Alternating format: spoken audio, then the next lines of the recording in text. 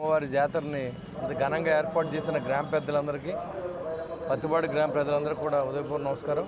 ఎందుకంటే అమ్మ దయ ఉంటే అన్ని దయ ఉన్నట్టే. కాబట్టి ప్రతి ఊర్లో కూడా జాతర కార్యక్రమాల్లో చాలా ఎక్కువగా జరుగుతున్నాయి. గడిచిన ఈ 10-12 నెలల్లో అన్నూరులో జాతర కార్యక్రమం జరపడం శుభసూచకం.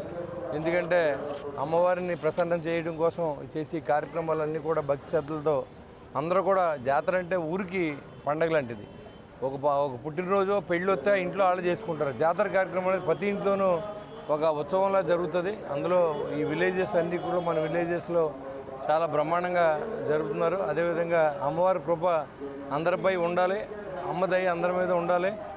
ఆయుష్ని, ఆరోగ్యాన్ని, ఐశ్వర్యాన్ని అందరికీ ప్రసాదించాలని అమ్మవారిని